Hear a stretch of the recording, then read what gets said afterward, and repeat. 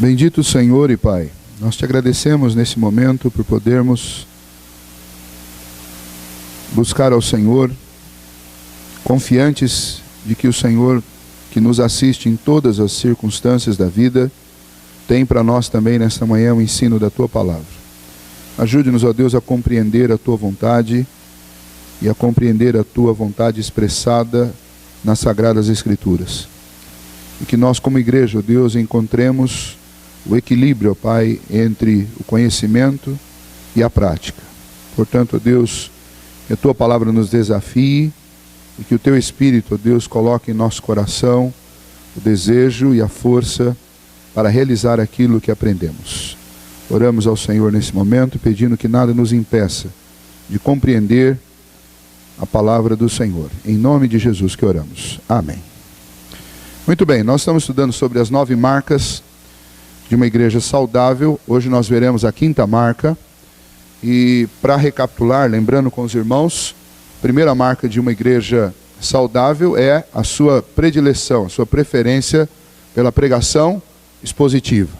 Segunda marca é o seu apreço, sua dedicação pela teologia bíblica.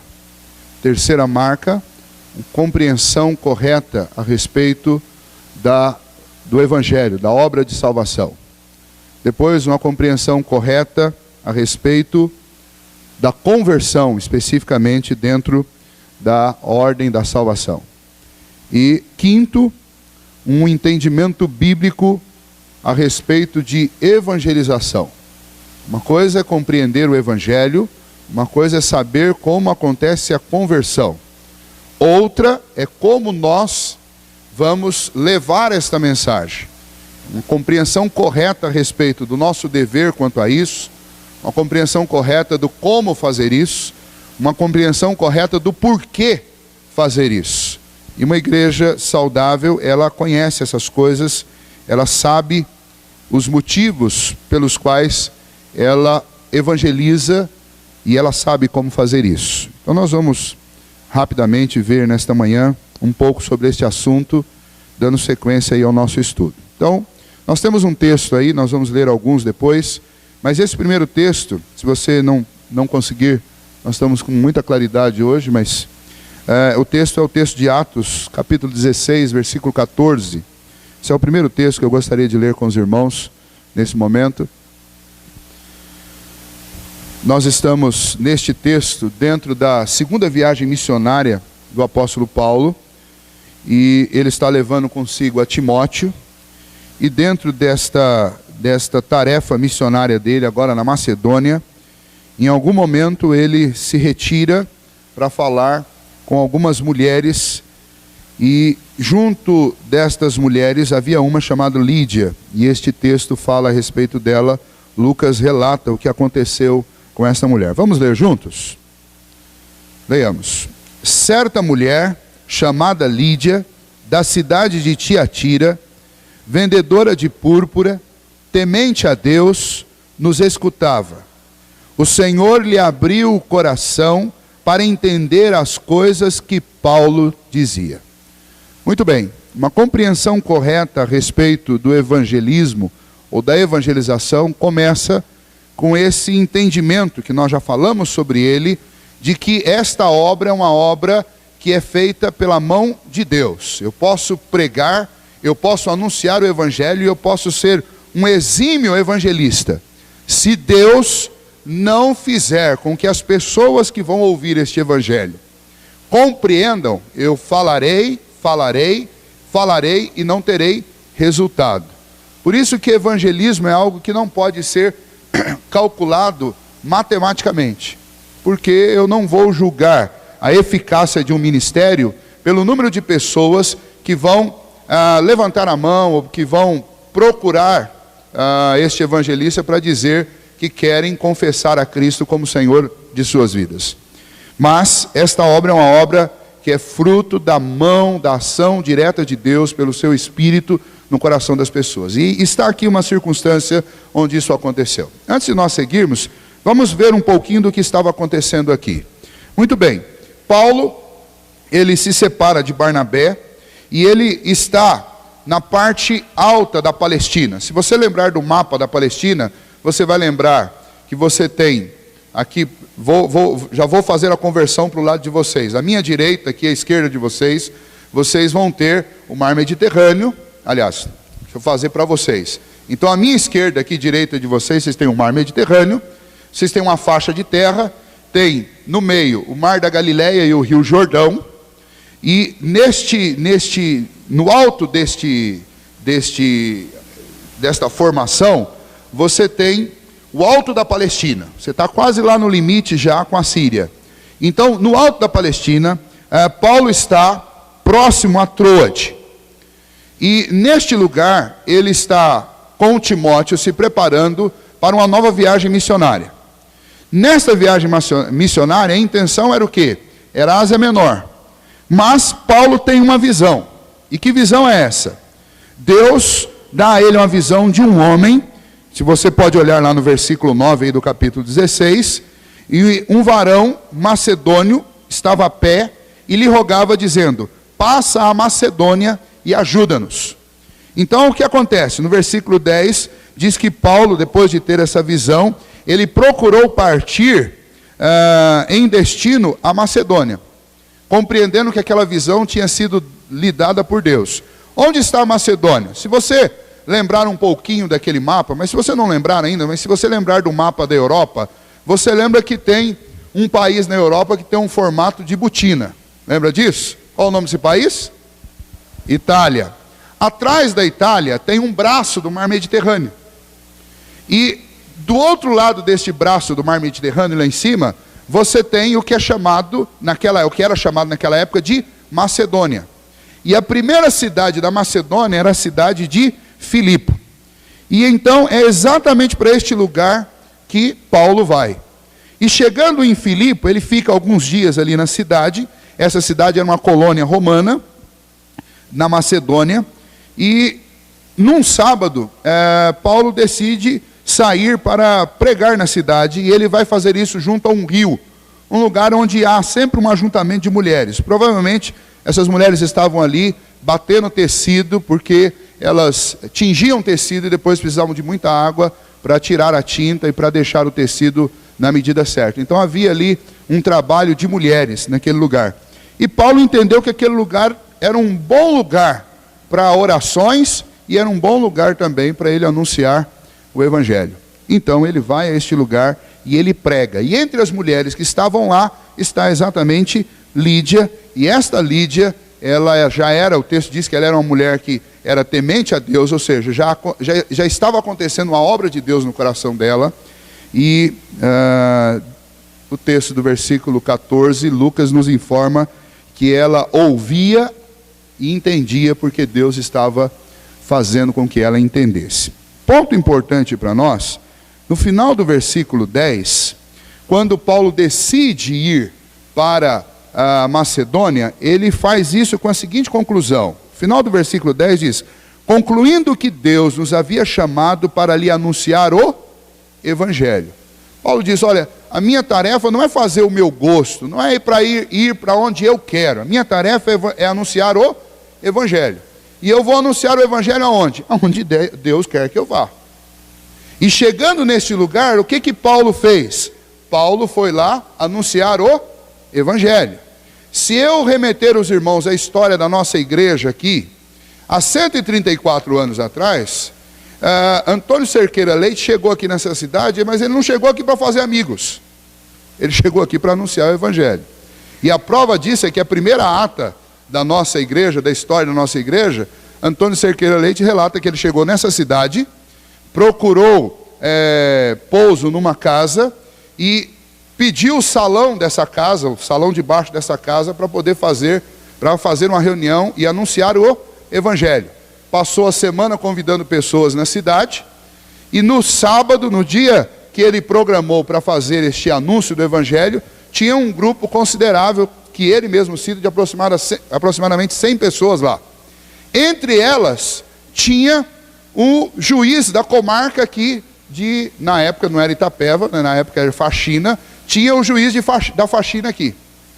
E depois dele pregar, esse juiz extremamente católico levantou e disse para ele assim, olha, disse para o povo, estes agitadores já chegaram aqui. Eu sabia que mais cedo ou mais tarde eles iam chegar ensinando mentiras. E então, uma das mentiras que Antônio Cerqueira Leite tinha dito é que as pessoas deveriam ler a Bíblia, porque nelas elas encontrariam as palavras de vida. E então este juiz, ele contrapôs isso, disse que isso era uma loucura e que as pessoas não poderiam fazer isso. E Antônio Cerqueira Leite, que não estava aqui para fazer amigos, mas sim para pregar o Evangelho, ele disse, olha, então vamos fazer o seguinte, vamos propor um debate para o próximo sábado. A proposição sua é contra a minha é que as palavras do Evangelho, as palavras de Cristo Jesus são as palavras de vida, e que os homens devem lê-la, e a sua será a contrária. E você pode escolher se você quer falar primeiro ou quer falar depois, mas marcar o dia e hora, e combinar o que isso ia acontecer. Na outra semana tinha muito mais gente do que na primeira. E Antônio Cerqueira Leite relata que tinham pessoas do lado de fora assistindo, porque o evento se tornou o evento da cidade. Na hora de começar o debate, Antônio Cerqueira Leite disse para o juiz, olha, o senhor quer falar primeiro ou quer falar depois? E aí, o homem, obviamente, qualquer pessoa que entra no debate e tem a opção de falar, vai escolher para falar depois. Ah, não, o senhor fala primeiro e eu falo depois. E Antônio Cerqueira Leite, pela segunda vez, prega em Faxina. E quando ele termina, depois das suas meia hora de debate, quando ele termina a pregação, as pessoas estão extremamente contentes com o que elas ouviram, desafiadas, e elas saem junto com Cerqueira Leite, e não sobra ninguém para ouvir o que o juiz tinha para dizer. E assim começa a Igreja Presbiteriana Central de Itapeva. Com um homem que veio aqui com coragem de anunciar o Evangelho. E quando o Evangelho é anunciado de verdade, nenhum outro assunto é tão interessante quanto o Evangelho. Então ninguém nem quis saber quais eram os argumentos do juiz da comarca de Faxina, porque todos estavam absolutamente convencidos da mensagem que lhes tinha sido entregue por Antônio Cerqueira Leite. Este é o grande compromisso, o desejo e a compreensão correta do que é evangelismo. Evangelismo não é adular as pessoas, não é passar a mão na cabeça de ninguém, não é ser o simpático da história. Evangelismo é anunciar o Evangelho. Então, somente isso. Mesmo que isso traga uma má notícia para alguém. Porque a própria palavra de Deus afirma que o Evangelho ele tem cheiro de vida para quem crê, mas ele tem cheiro de morte para quem não crê neste Evangelho. Então, a grande tarefa da igreja é a tarefa do evangelismo. Mas o evangelismo precisa ser bem compreendido. Nós começamos a compreender isso há 2 semanas atrás, quando nós começamos a ver o que é o Evangelho de verdade. E o que é a conversão. E o passo, o desdobramento disso, é nós avaliarmos então os nossos métodos, o nosso sistema, o nosso compromisso com o evangelismo. Há um entendimento bíblico a respeito do evangelismo. Eu gostaria de começar então com essa pergunta. O que é evangelismo? Ora, o nosso livro, o livro que nós estamos usando como texto, Mark Dever diz assim: o evangelismo é anunciar aos não cristãos a boa nova sobre que Jesus Cristo fez para salvar os pecadores, pregando o evangelho todo, até as notícias mais duras sobre a ira de Deus contra o nosso pecado, chamando-as que se arrependam de seus pecados e confiem em Cristo, mesmo que isso custe-lhes tudo. A nossa mania é apresentar o evangelho da seguinte maneira: olha, vamos para a igreja, você não sabe, igreja é bom demais, vai mudar a sua vida, olha, você vai encontrar lá uma galera bacana, se é um adolescente, você fala, tem uma turma legal para você conviver lá. Se é uma pessoa adulta, fala assim, nós temos os homens da igreja, temos a UPH, e a gente fica tentando vender o nosso peixe, sem dar aquilo que é a característica principal dele, que é o evangelho. Então a gente está tentando vender a igreja, a gente está tentando apresentar e ganhar o interesse das pessoas pela igreja. Agora, se você lembrar de 2 semanas atrás, nós teremos o quê? Da semana passada. Qual o resultado quando nós fazemos isso? Quando nós tentamos ser simpáticos antes de apresentarmos o evangelho. Quando nós tentamos ganhar as pessoas pelo agrado, pelo afago, o resultado disso é que nós podemos, de fato, conseguir convencer pessoas de que estar na igreja é um bom negócio para elas. Mas isso não produz transformação no coração. Porque estas transformações, elas são fruto do trabalho, da apresentação do Evangelho e da ação do trabalho do Espírito Santo dentro do homem. Veja, Paulo diz lá em 1 Coríntios que o Evangelho é poder de Deus para transformação. Ou seja, eu tenho que anunciar este Evangelho e eu vou contar com a misericórdia de Deus para usar o Espírito Santo de Deus para implantar este Evangelho no coração da pessoa. Isso vai produzir mudanças radicais.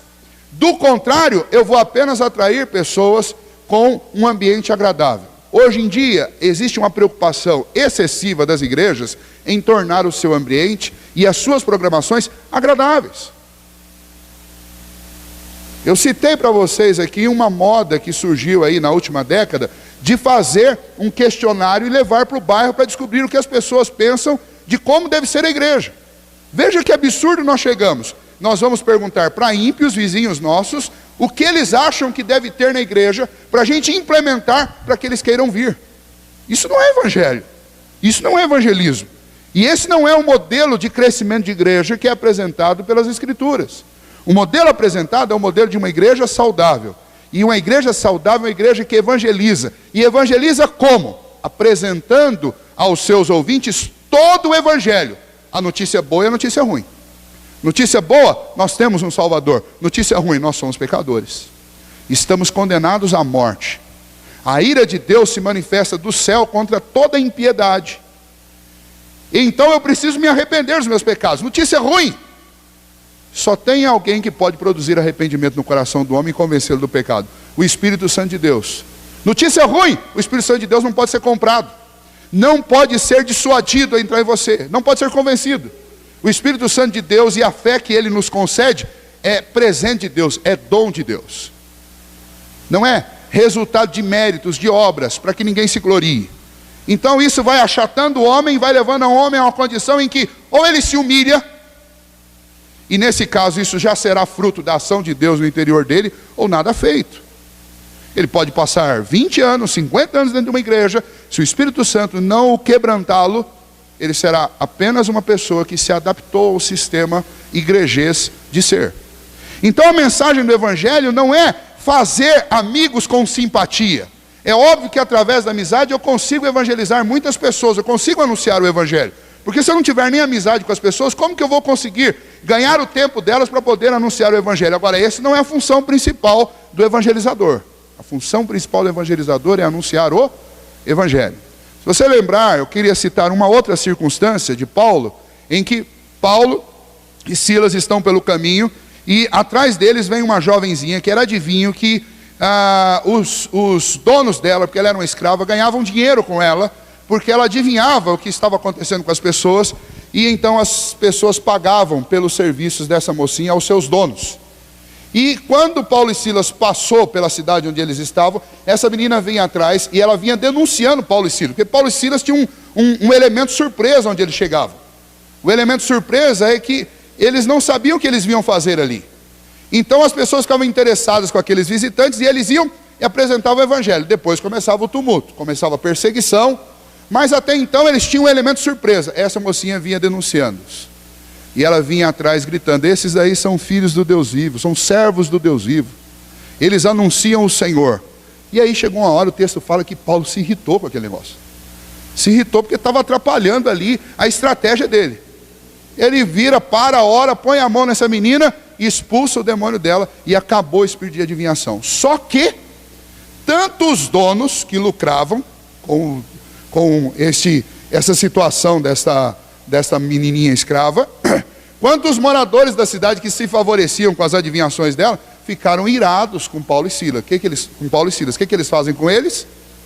Surram-os em praça pública, tira a roupa deles, amarra no tronco e surra e depois manda prender. Veja, o Evangelho provoca isso.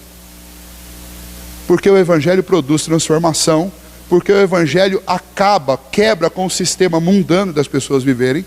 Então, quando o Senhor Jesus disse: olha, o mundo vai odiar vocês porque o mundo me odeia, Jesus não estava brincando. Então a função da igreja não é ganhar a amizade e a simpatia de todo mundo. A função da igreja é anunciar o Evangelho. Algumas pessoas serão simpáticas a você por causa disso, obra de Deus, como aconteceu lá em Atos capítulo 2. o historiador Lucas relata que a igreja crescia e as pessoas tinham simpatia pela igreja, porque a igreja era impactante, ela produzia mudança naquela circunstância que eles estavam vivendo. Mas Lucas também relata lá no capítulo 4 que começou uma grande perseguição contra a igreja. Então havia simpatia por parte de quem? Daqueles que criam. Mas ao mesmo tempo havia ódio por parte dos religiosos daquela época, por parte dos romanos, por parte daqueles que não acreditavam. A igreja é isso. E quando a minha preocupação é muito mais em ser simpático, em ser amigo, em ser legal, eu vou enfraquecer o evangelho, porque eu não vou querer dar as notícias que são duras e difíceis. Então, essa não é a minha tarefa. O que é o evangelismo? O evangelismo é anunciar o evangelho do Senhor completo, as notícias boas e as notícias más. E tem. Veja lá, biblicamente, evangelismo é apresentar abertamente as boas novas, confiando em Deus para converter as pessoas. Jonas 2,9, o final do versículo diz: ao Senhor pertence a salvação. Quando Jonas foi anunciar o evangelho contra gosto, ou a mensagem de salvação a contragosto aos ninivitas, ele pregava o arrependimento, e ele entendia isso, porque Deus havia revelado a ele, que a salvação pertence a Deus, não é conquistada por méritos. Deus não vai se empolgar com nenhum tipo de atitude meritória de alguém. Deus decide salvar Ninivita. Jonas não concorda com isso, porque ele tinha raiva daquele povo, mas Deus decidiu salvar. A salvação pertence a Deus. Então o que é o evangelismo? Biblicamente, o evangelismo é apresentar abertamente, sem escolher, sem excluir, sem selecionar as pessoas que vão ouvir, anunciar o evangelho, porque é Deus quem tem poder para converter as pessoas. A salvação pertence a Deus. Qualquer tentativa nossa de forçar nascimentos espirituais será tão efetiva quanto Ezequiel tentando costurar os ossos secos, ou Nicodemos tentando dar à luz a si mesmo, e o resultado será semelhante, ou seja, nulo. Ezequiel viu o vale de ossos secos virar um exército de pessoas vivas, mas foi com a ação dele? Foi ele que foi ajuntar os ossos? Não. Deus disse: profetiza aos ossos secos. Nicodemos queria saber o que ele tinha que fazer para ele dar a vida eterna. Jesus disse: é necessário que você nasça de novo. Agora, quem é que pode fazer isso com o homem? É o próprio homem? Não. Nicodemos diz: porventura eu vou poder voltar ao ventre da minha mãe? É isso que passa na cabeça do homem, e essa é a possibilidade remota e mais possível ao homem, tentar voltar ao ventre de sua mãe, porque não existe outro jeito de nascer de novo, humanamente falando. Mas o evangelho produz isso no coração do homem. Então eu preciso entender biblicamente o que é o evangelho. O evangelho é uma mensagem que Deus me deu para levar as pessoas, para que através desta mensagem essas pessoas tenham vida. E é isso. Tentar qualquer coisa diferente disso, tentar moldar, imitar, transformar humanamente, é impossível. O resultado será sempre o fracasso. Por que eu devo evangelizar? Ora, eu devo evangelizar segundo este evangelho, como nós aprendemos nas Escrituras. Por quê? Porque esta foi a instrução que eu recebi de Jesus. Lembra lá, Mateus 28, 18 a 20? Jesus, aproximando-se, falou-lhes dizendo: toda autoridade me foi dada no céu e na terra. Ide, portanto, fazei discípulos de todas as nações, batizando-os em nome do Pai, e do Filho, e do Espírito Santo, ensinando-os a guardar todas as coisas que vos tenho ordenado. E eis que estarei convosco todos os dias, até a consumação dos séculos. Olha como nós torcemos as coisas. Por que eu evangelizo? Eu evangelizo porque eu quero ver a minha igreja crescer. Eu quero ver a minha igreja cheia. Eu evangelizo porque eu preciso, eu preciso convencer pessoas de que minha igreja é o melhor lugar para elas estarem. E aí nós vamos lá com 5 regrinhas, 5 palavrinhas, 5 cores, e queremos apresentar a coisa de forma estratégica, rápida e contundente. Mas a questão é, o que Jesus diz? Jesus não diz que você vai evangelizar de forma rápida, fácil, estratégica e simples. Olha, Jesus disse, ide portanto, esse ide aí, os irmãos já ouviram isso, mas esse ide aí na posição verbal que ele está no grego, ele não está nessa voz imperativa, mas ele está num gerúndio.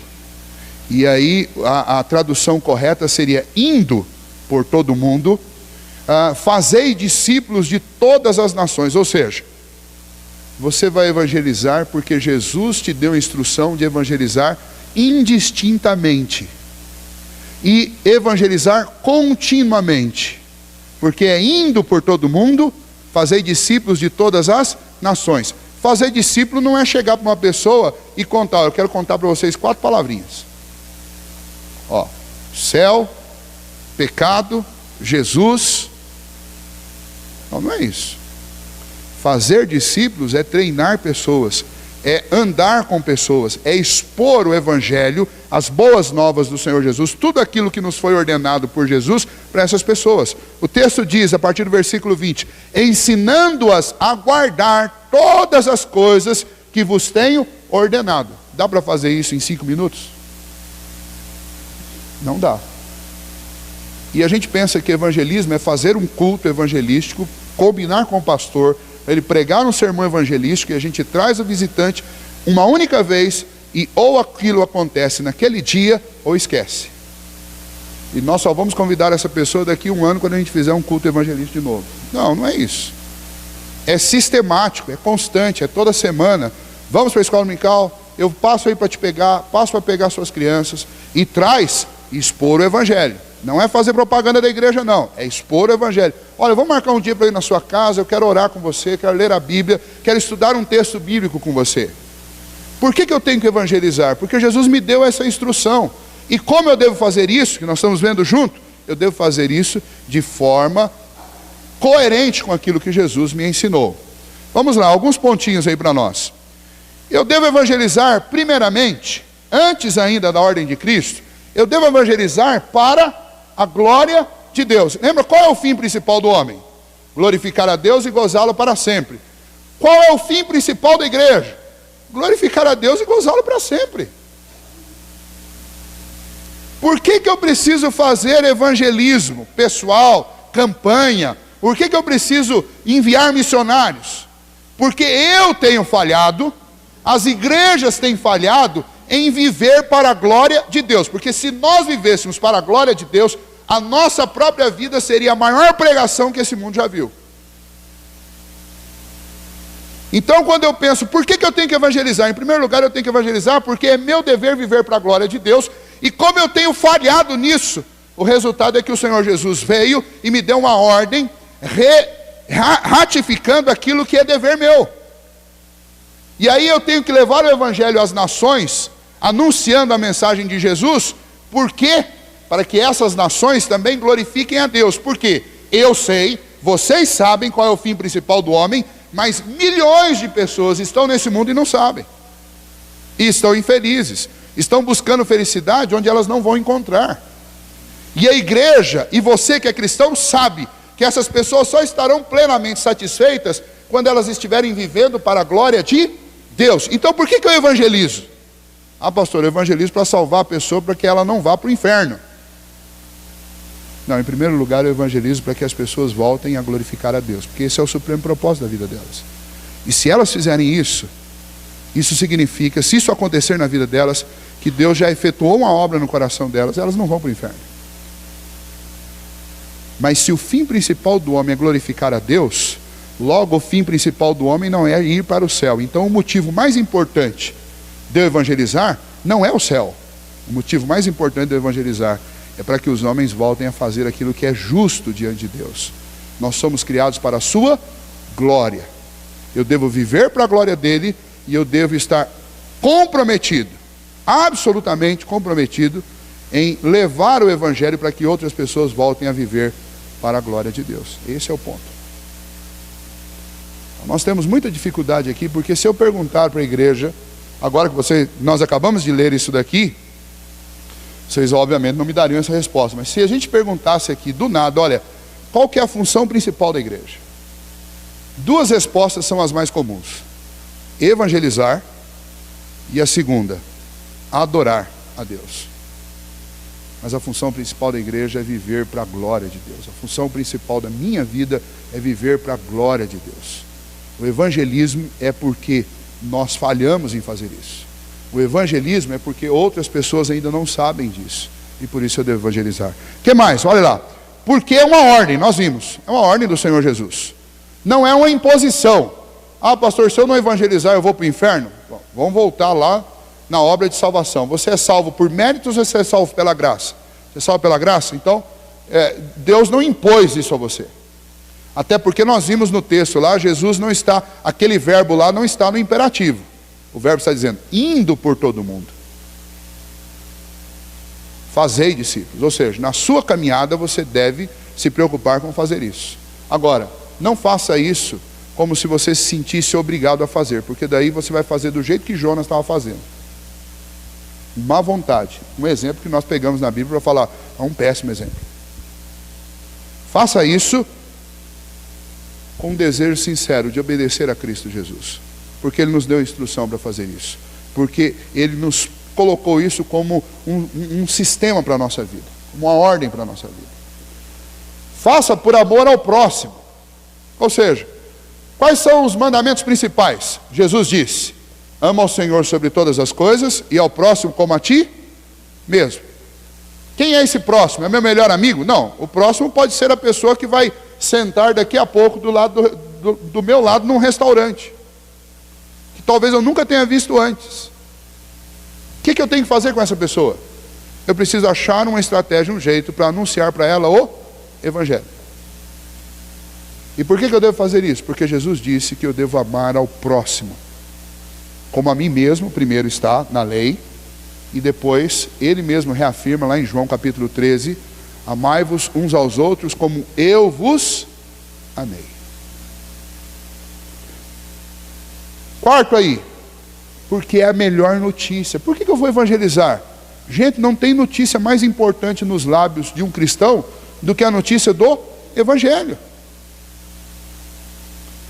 Não sei se vocês já observaram, mas nós acordamos todos os dias, e todos os dias eu tenho que começar uma conversa com alguém. Seja a sua esposa, seja o seu filho, seja um amigo, seja um companheiro de trabalho. Todos os dias nós amanhecemos e começamos conversa com as pessoas. Qual é o assunto que move as nossas conversas?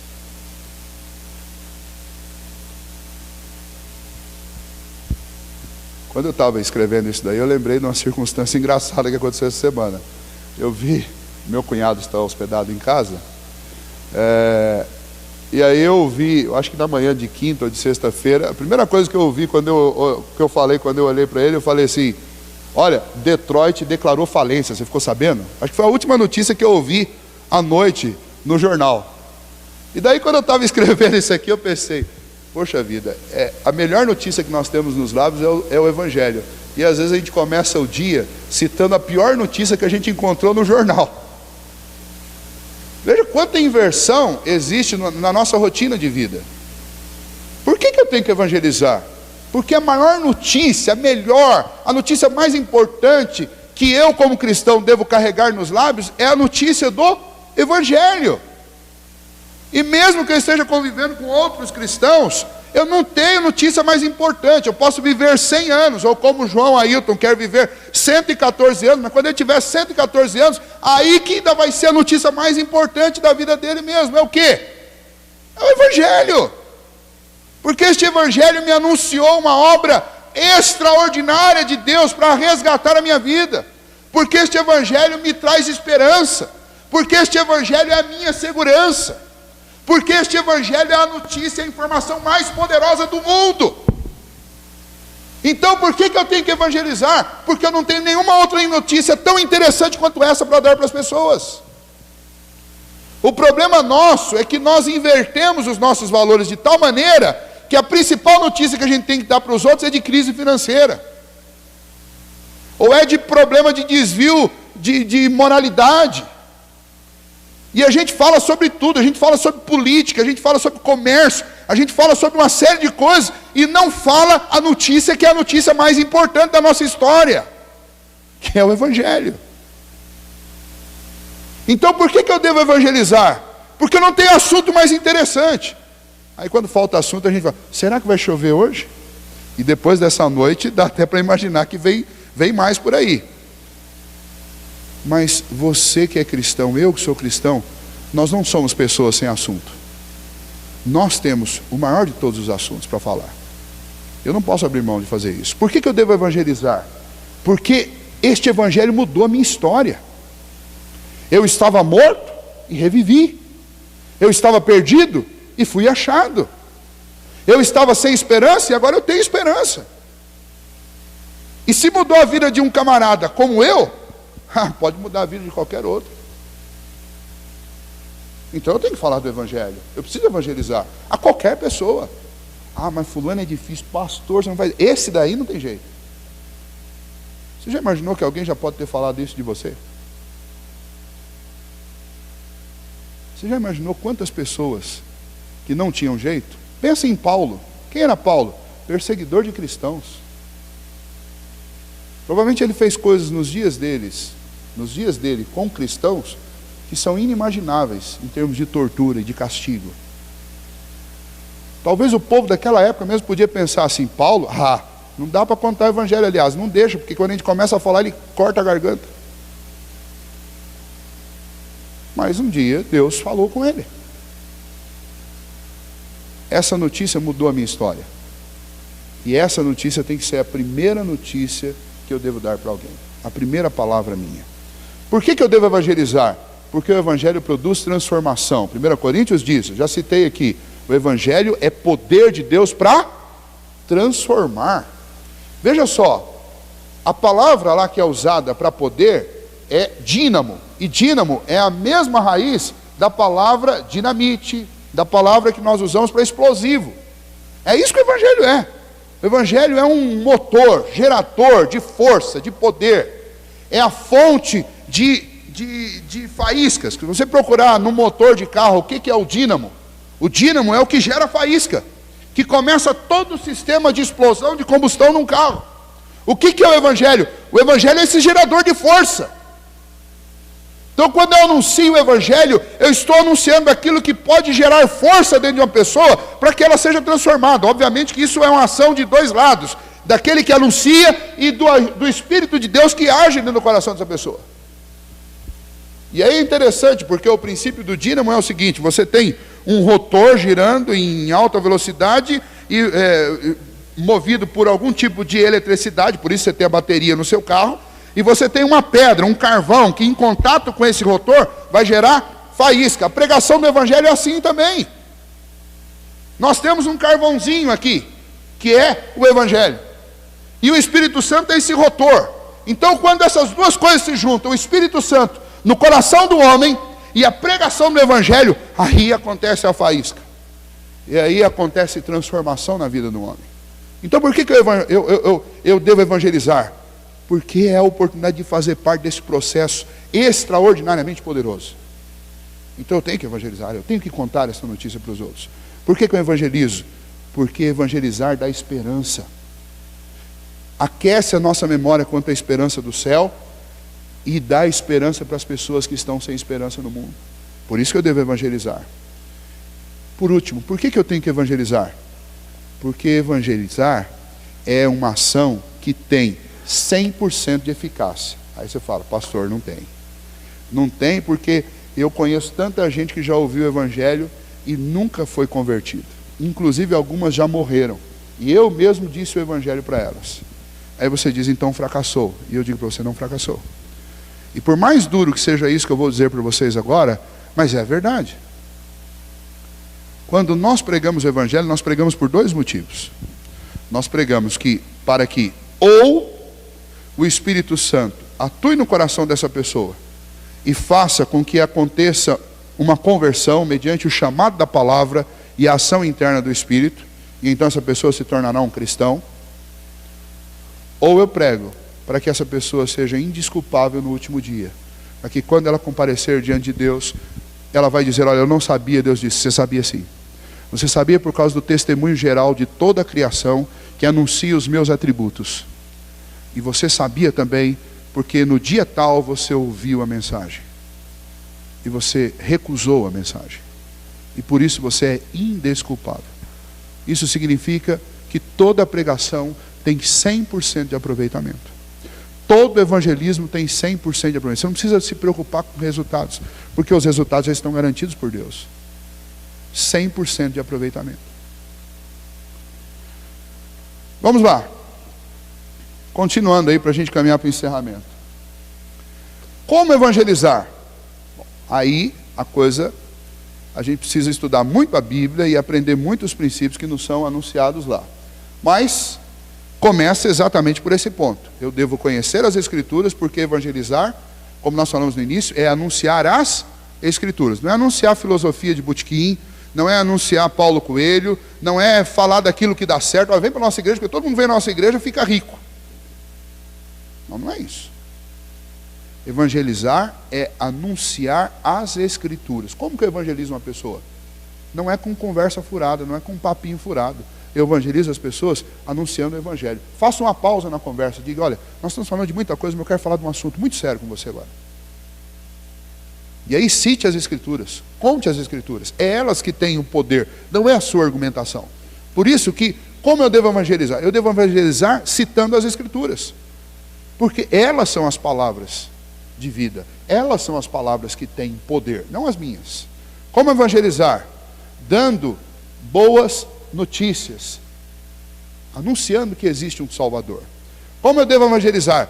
Dando as más notícias, anunciando que existe uma punição contra o pecado, que existe a ira de Deus. Ou seja, anunciando o Evangelho todo. Como eu devo evangelizar?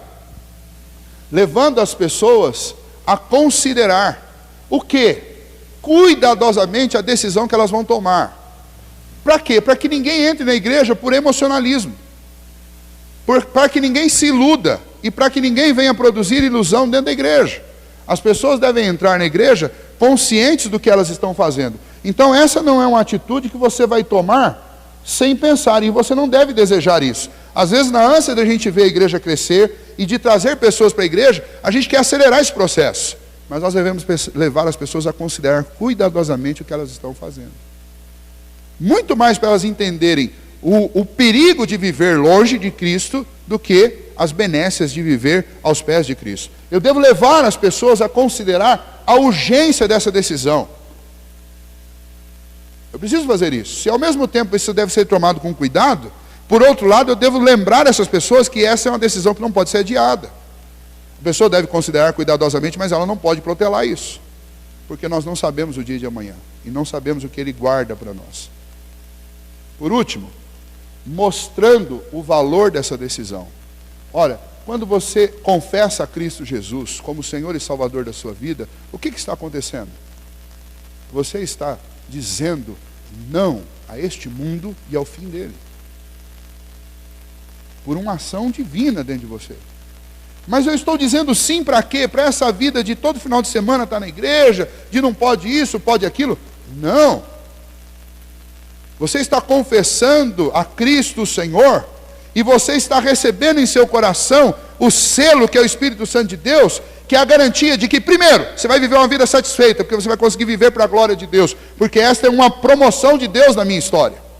Segundo, além de viver satisfeito, há uma promessa, e esta promessa se cumprirá, como todas as palavras de Jesus, de que nós vamos morar no céu com o Senhor por toda a eternidade, nesta nova terra, para todo sempre com o Senhor, livres do pecado, livres da morte, livres do inferno, livres do medo, livres da dor, do sofrimento, da separação, da solidão, de uma série de coisas. Pelo contrário, se você não crer nesse Senhor Jesus, você estará condenado não à eternidade de alegria e paz do céu, mas uma eternidade de sofrimento do inferno.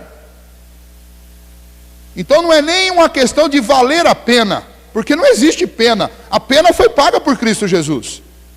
É uma questão de ser a maior graça, o maior favor, o maior presente que uma pessoa pode receber.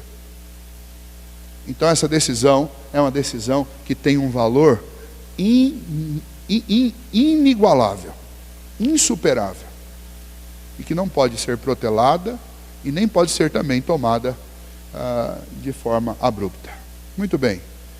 O que é evangelismo? Evangelismo é isso que eu citei para vocês e muito mais. Mas uma igreja saudável é uma igreja que está preocupada em entender o que é isso de fato e de verdade. Para não cair nessa cilada de criar estratégias para evangelizar mecanicamente. O que é estratégia para evangelizar mecanicamente? Nós vimos isso já acontecer aqui. Então algumas pessoas às vezes me perguntam, hoje eu vou falar publicamente isso. Me perguntam, pastor, por que a gente não trouxe mais o grupo M na igreja? Porque tem alguma coisa que nos incomoda. A música é muito boa, tudo que eles fazem é muito bom, e talvez eles ainda voltem aqui no futuro, desde que eles não façam algo que nós não queremos que eles façam aqui. Que é o quê? É aquela armadilhazinha do final. Olha, se você creu nisso que está falando, então faça uma oração no seu lugar. E vocês já viram isso acontecendo. Aí a pessoa faz a oração. Aí vem o segundo passo da armadilha. Se você fez essa oração, levanta a sua mão. A pessoa de boa fé levanta a mão, mas não quer passar vergonha. Olha, se você levantou a sua mão, agora sai do seu lugar e vem aqui, porque vai chegar alguém aí do seu lado para te pegar. E aí é a hora do constrangimento, porque a pessoa, quando ela fez a oração, ela não imaginava que ela ia cair numa cilada.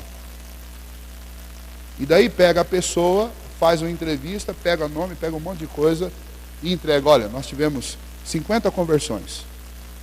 Aí o pastor vai atrás dessas pessoas, algumas estão até bravas, porque elas foram enganadas no final do culto. A maioria está escrito lá, crente. De qual igreja? Igreja fulano de tal. Aí dá até vergonha de ligar, eu vou ligar para a pessoa. E está anotado lá, conversão, mas membro de outra igreja. Então esse tipo de estratégia de produzir, isso não é evangelismo não, gente. Isso não é evangelismo, isso é cilada. Isso é estratégia furada. Nós não devemos fazer isso. Nós temos algumas dificuldades com instituições que, entre aspas, formam evangelizadores, inclusive de crianças, que levam os nossos líderes a acreditar nessas coisas. Uma dessas associações que tem um trabalho maravilhoso com crianças é a PEC. A PEC ensina a fazer esse tipo de apelo. Esse tipo de apelo que primeiro, ensina que a decisão, o poder de decisão está na pessoa e não em Deus. É a pessoa que aceita Cristo e não Cristo que aceita a pessoa. Ensina que você tem que bater na porta e você tem que abrir o seu coração para que Jesus entre, como se Jesus estivesse do lado de fora e não pudesse entrar por ele mesmo. Então, essas informações todas, infelizmente, elas não conferem com as Escrituras. E uma igreja, para se tornar uma igreja evangelizadora, ela tem que, em primeiro lugar, ela tem que conhecer as Escrituras e ela tem que anunciar as Escrituras, não estratégias criadas por homens. Então, para ser uma igreja saudável, nós precisamos entender esse princípio e nós precisamos viver por esse princípio, praticar esse princípio. Todos nós temos condição de sermos evangelizadores. Todos nós temos condição de praticar o bom evangelismo. Por quê? Porque o bom evangelismo é, indo por onde eu estiver indo, eu devo ensinar as pessoas com quem eu convivo, que eu conheço, a guardar tudo quanto o Senhor Jesus nos tem ensinado. Eu devo dizer a elas que elas são pecadoras, que todos nós somos pecadores. Eu devo dizer a elas também que elas devem se arrepender dos seus pecados. E quando eu digo isso, essa pessoa não sabe, mas internamente eu estou dizendo, Senhor, produz arrependimento no coração dela. Porque se o Senhor não produzir, não adianta eu dizer para ela que ela se arrependa. Eu vou dizer porque a tua palavra me manda dizer, mas eu sei que esse arrependimento só acontecerá a partir de uma ação do Senhor. Então eu estou evangelizando, mas ao mesmo tempo eu estou intercedendo para que Deus opere no coração dessa pessoa. E quando eu terminar isso, eu não vou exigir dessa pessoa, olha, eu preciso que você tome a decisão. Você vai aceitar Jesus ou não? Eu devo terminar e falar, eu quero orar com você, para que o Senhor te convença de tudo que eu disse. Eu quero orar por você para que você também possa confessar Cristo como Senhor da sua vida. Porque essa é uma decisão que você não pode tomar sozinho. Você só poderá tomar essa decisão influenciado por Deus. E é importante que nasça um cristão assim, um cristão que tenha já, desde o seu primeiro dia de nova vida, consciência de que ele é criatura, de que Deus é Deus. E que não existe menor possibilidade de inverter essa situação. Como muitos querem no nosso dia. Dizer que o homem tem poder de decidir, de que é o homem que faz, é o homem que quer, o homem aceita e o homem rejeita Deus. Não está no homem tal poder. Vamos orar? Senhor Deus, ajude-nos, ó Pai, a vivermos saudavelmente este ensino do Senhor E esta prática, que é com certeza, ó Deus, uma prática que glorifica o nome Teu. Ajude-nos, ó Deus, porque crescemos encharcados na nossa sociedade, na nossa estrutura evangélica dentro do nosso país. Nós crescemos, ó Deus, nascemos como igreja e como indivíduos, já, ó Deus, completamente inclinados por distorções, que são distorções da Tua palavra, para produzir, ó Deus, um evangelismo e, por consequência, um evangelicalismo que não é aquele vivido pelos apóstolos, nem muito menos ensinado nas Escrituras. Ajuda-nos, ó Deus, porque não queremos errar mais. Ajuda-nos, ó Deus, porque queremos andar segundo a Tua palavra. Ajuda-nos, ó Deus, porque não queremos, ó Pai, viver enganados. E nem, ó Deus, entregar a nossa alma que gosta tanto disso, nosso coração que gosta tanto disso, nós não queremos entregá-lo ao orgulho, à prepotência, à arrogância. De, ó Deus, vivermos neste tempo um pensamento humanista, um pensamento distorcido, de que habita em nós, ó Pai, algum poder, alguma força, algo que não só movimenta a nossa vida em direção ao Senhor por si própria, como pode levar outras pessoas, persuadir outras pessoas a vir ao Senhor.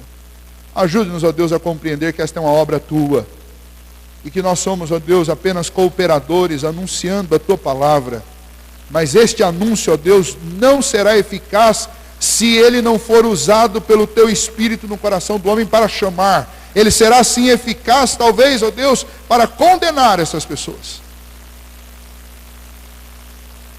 Mas então, ó Deus, a nossa oração é que o Senhor trabalhe em nós, nos impelindo, nos tirando do comodismo, ó Deus, para levar este Evangelho a todos. E o Senhor trabalhe através de nós, para que aqueles que ouvirem este Evangelho de nossos lábios, eles possam também ser tocados pelo Teu Santo Espírito. E eles, ó Deus, experimentem uma conversão verdadeira, genuína, produzida pelo Senhor em seus corações. Mas que haja, ó Deus, sempre em nosso coração o compromisso, o desejo, a paixão pelas almas, ó Deus, ao ponto de que nós não percamos nenhuma oportunidade que o Senhor nos dá de falarmos a respeito de Cristo. Que a principal notícia nos nossos lábios seja sempre essa, ó Deus, porque de fato não existe notícia melhor do que esta. Não existe notícia mais séria do que a notícia do Evangelho. Ajuda-nos nisso, ó Deus. Queremos amadurecer, queremos crescer, queremos ser uma igreja saudável. Precisamos, ó Deus, que o Senhor, ó Pai, nos corrija, que o Senhor nos dirija, e que o Senhor, ó Deus, nos dê muita obediência, comprometimento com a Tua palavra. Em nome de Jesus que oramos. Amém.